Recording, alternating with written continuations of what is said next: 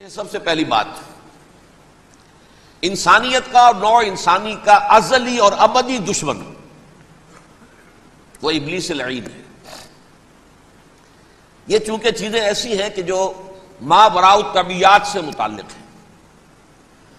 ابلیس جن ہے، جن انویزیبل ورلڈ سے تعلق رکھتا ہے، غیر مرئی جو نظر نہیں آتے۔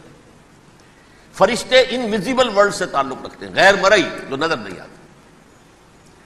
یہ ہم جو ہے اور یہ حیوانات دنیا میں جو ہے یہ مرئی ہے، ویزیبل ہے۔ آج کا عام ذہن جو انسان کا بن چکا ہے، سائنٹزم جسے کہا جاتا ہے، سائنسی نقطہ نظر، اس کا عام لوگوں پر بھی اثر یہ ہوا ہے کہ جو انویزیبل ورلڈ ہے اس کی باتوں کی طرف توجہ نہیں کرتے۔ ہاں عقیدہ تو ہے کہ ہے، جن بھی ہے، فرشتے بھی ہیں، لیکن کوئی ان کی اہمیت ہماری نگاہوں میں نہیں۔ ساری نگاہیں مرکوز ہے visible world, physical world. Meta physics کا تو مضمون بھی اب سمجھ رہے ہیں کہ ختم کر دینا چاہیے، یونیورسٹیز سے فلسفے کے ڈپارٹمنٹس ختم ہو رہے ہیں، کیا ضرورت ہے اس کی؟ اصل شے یہ دنیا ہے، یہ عالم ہے، یہ کائنات ہے، یہ مادہ ہے، یہ حیات انسانی، حیات دنیاوی ہے۔ اس پر میرا جو مارکت الارا مضمون تھا 1967 کے جون میں جو چھپا تھا، اسلام کی نشرت ثانیہ کرنے کا اصل کام، کہ جو عہد حاضر کی جو تہذیب ہے اس کے تین بنیادی اصول کیا ہیں؟ خدا ہے یا نہیں ہے چھوڑو، اس بحث میں نہ پڑھو، کائنات تو ہے نا، مادہ تو ہے نا، روح کوئی شے ہے یا نہیں ہے کیا پتا، کسی نے دیکھی نہیں آج تک، لہذا اس کے بارے میں گفتگو کا فائدہ کیا، وقت کا سیاح۔ عالم آخرہ کوئی ہے یا نہیں ہے کیا پتا، کس نے آ کے بتایا مرنے کے بعد، لہذا اس بحث میں نہ پڑھو، یہ عالم دنیا تو ہے نا، اٹس ویری مچ پریزنٹ، لہذا ساری توجہ اس پر صرف کرو۔ تو خدا کے مقابلے میں کائنات پر توجہ، روح کے مقابلے میں مادے اور جسم پر توجہ، حیات اخروی کے مقابلے میں حیات دنیاوی پر توجہ۔ یہ ہے اصل میں کرکس آف دی میٹر، اس تہذیب جدید کا خلاصہ۔ یہ دیکھیے اللہ تعالیٰ نے جو مخلوقات پیدا کی ہیں ان میں ایک تقسیم تو ہو سکتی ہے ذی حیات اور بغیر حیات، جاندار چیزیں اور بے جان چیزیں۔ بے جان چیزیں بے شمار، یہ تمام فلکیات، یہ پوری کائنات، یہ زمین، یہ پہاڑ، یہ شجر و حجر، کیا؟ لیکن ایک ہے جاندار۔ ان جانداروں میں ایک تقسیم ہے، دو کا تعلق غیر مرئی دنیا سے ہے، انویزیبل ورلڈ سے۔ فرشتے جو دکھائی نہیں دیتے، ان کی پیدائش ہوئی ہے نور سے۔ دوسرے جنات جو انسانوں سے پہلے پیدا کیے گئے، آدم سے پہلے، وَالْجَانَّ خَلَقْنَاهُ مِن قَبْلُ مِن نَارِ السَّمُومِ، جنات کو تو ہم بہت پہلے پیدا کر چکے تھے آگ کی لو سے، وہ بھی نظر نہیں آتے۔ تیسرے انسان اور اس دنیا میں جتنے بھی حیوانات ہیں، ان کا جو مادہ ہے وہ ارض، یہ زمین ہے، یہ مٹی سے بنے، تراب سے بنے، کرسٹ آف دی ارتھ سے بنے۔ اب ان میں ایک تقسیم ہے، ایک وہ ہے ان تمام میں شعور تو ہے، حیوانات میں بھی شعور ہے، خود شعوری جسے کہتے ہیں سیلف کانشسنس، یہ صرف تین میں ہے، فرشتہ، جن اور انسان۔ حیوانات میں خود شعوری نہیں ہے، کانشسنس ہے، سیلف کانشسنس نہیں ہے۔ ایک تھوڑی سی بات سے سمجھا دوں آپ کو، میں دیکھ رہا ہوں، آپ مجھے دیکھ رہے ہیں، کتا بھی کوئی یہاں ہوتا تو مجھے دیکھ رہا ہوتا، لیکن کتے کو مجھے دیکھتے ہوئے یہ احساس نہیں ہوتا کہ میں دیکھ رہا ہوں، یعنی کتے کو یہ احساس نہیں ہوتا کہ وہ دیکھ رہا ہے، مجھے دیکھ تو رہا ہے، اس کو میں کا احساس نہیں ہے کچھ۔ میں جب دیکھ رہا ہوں تو میں سمجھتا ہوں میں دیکھ رہا ہوں، میں ہوں کوئی شے جو دیکھ رہا ہوں، یہ خود شعوری ہے، سیلف کانشسنس۔ کسی بھی کام کو کرتے ہوئے اپنے وجود کا احساس، میرا فیصلہ ہے، میری رائے ہے، یہ ہے در حقیقت سیلف کانشسنس، انا، سیلف، خودی۔ یہ حیوانات میں نہیں ہے، یہ ہے صرف ملائکہ، جنات اور انسان۔ اب یہاں مسئلہ پڑ گیا، بڑا پرپیچ مسئلہ۔ اللہ تعالیٰ نے پہلے انسانی ارواح کو پیدا کیا نور سے، پھر نار سے پیدا کیا، نار سے، آگ سے جنات کو، پھر مٹی سے بنایا، آدم کا حی اللہ، اس میں روح پھونک دی، اب آدم بن گئے۔ اعلان یہ کر دیا کہ خلافت عرضی جو ہے وہ آدم کو عطا کی جا رہی ہے. یہ پیش پڑ گیا. اس پر تھوڑا سا اشکال تو فرشتوں کو بھی ہوا. قرآن میں ہے سورہ بقرہ کے 4 رکوع میں اتجعل فیہا من یفسد فیہا ویسفک الدماء ونحن نسبح بحمدک ونقدس لک. پروردگار اس آدم کو تو خلافت دے رہا ہے، زمین کے اندر اختیار دے دے گا، یہ تو فساد کرے گا، خوریزی کرے گا. ہم تیری تسبیح و تحمید میں لگے ہوئے ہیں، جو بھی حکم ہو ارشاد ہو ہم بجا لاتے ہیں، تو ضرورت کیا ہے؟ اس کا جواب اللہ نے دیا انی عالم ما لا تعلمون. میری مشیت، میری حکمت وہ میں ہی جانتا ہوں، ضروری نہیں کہ تم اس کو شیئر کر سکتے. لیکن یہ جنات میں سے ایک جن تھا عزازیل. اب دیکھیے کہ جنات کو ایک قرب حاصل ہے ملائکہ کے ساتھ. کیوں؟ وہ نور سے پیدا کیے گئے، یہ نار سے پیدا کیے. کتنا قرب ہے دونوں میں. انسان پیدا کیا گیا مٹی سے، مٹی انرٹ ہے، آگ بھڑکتی ہے، اوپر اٹھتی ہے، شعلہ زنگ ہوتی ہے، انرجی ہے اس میں. نور اور نار میں بڑا قرب ہے. اور عربی کے ایک قاعدے سے تو یہ ایک ہی لفظ ہے، مادہ ایک ہی ہے، حروف علت جو ہے ایک دوسرے کی جگہ آ جاتی. تو یہ قرب ہے، اگرچہ زمین و آسمان کا فرق ہے دونوں میں. فرشتہ نور سے پیدا کیا گیا ہے، وہ پاک ہے، وہ اللہ کے کسی حکم کی خلاف ورزی کر ہی نہیں سکتا. لا یعصون اللہ ما امرہم ویفعلون ما یؤمرون. وہ جو بھی اللہ تعالیٰ حکم دیتا ہے اس کی کوئی معصیت یا نافرمانی نہیں کرتے، بلکہ جو حکم لیا جاتا مان لیتے. ذرا سا اشکال ہوا تھا، پوچھ لیا، جواب مل گیا، خاموش ہو گئے بس. لیکن عزازیل نامی ایک جن تھا، جو ایک تو جن ہونے کی نسبت سے فرشتوں سے کچھ نہ کچھ مماثلت تھی، قرب تھا. دوسرا یہ علم میں، زہد میں، عبادت میں اتنا اونچا تھا، اتنا اونچا تھا، اتنا اونچا تھا کہ یہ ملائکہ ہی کے صف میں شامل ہو گیا. اس نے علم بغاوت بلند کر دیا. جب حکم دیا گیا کہ سجدہ کرو آدم کو. اب یہ دیکھیے کس قدر یہ اہم مضمون ہے. اور آپ سوچ رہے ہیں یہ باتیں آج پہلی مرتبہ ہمیں اس طرح سنائی جا رہی ہیں. یہ باتیں تو علم میں آتی نہیں ہمارے. وجہ کیا ہے؟ آپ کو دلچسپی نہیں ان چیزوں سے. جدید تہذیب نے ان چیزوں کی اہمیت کو زیرو کر دیا. قرآن میں اہمیت کا کیا عالم ہے؟ 7 جگہ یہ مضمون قرآن میں آیا ہے کہ فرشتوں کو ہم نے حکم دیا سجدہ کرو آدم کو، سب نے سجدہ کیا. فسجد الملائکۃ کلھم اجمعون، سارے کے سارے، کل کے کل، سب نے مل کر سجدہ کیا آدم کو. اللہ کے حکم سے فوراً تعمیل کر دی. الا ابلیس ابا واستکبر وکان من الکافرین. ابلیس نے نہیں کیا، انکار کیا، استکبار کیا، گھمنڈ کیا. اور اس کو سورہ کہف میں بیان کر دیا گیا. یہ اس لیے کہ وہ اصل میں جنات میں سے تھا، اگرچہ شامل تو تھا فرشتوں میں اس وقت. کانا من الجن ففسق عن امر ربہ، وہ اصل میں جنات میں سے تھا. اس وجہ سے وہ اپنے رب کے اس فیصلے کے خلاف کھڑا ہو گیا. سرکشی تھی اس میں. یہ معاملہ اتنا اہم ہے. اب آپ سمجھیے کہ 7 مرتبہ سورہ بقرہ، سورہ اعراف، سورہ حجر، سورہ بنی اسرائیل، سورہ کہف، سورہ طٰہٰ، سورہ صاد، 6 مکی صورتوں میں ذکر ہے یہ، اور ایک مدنی صورت سورہ بقرہ.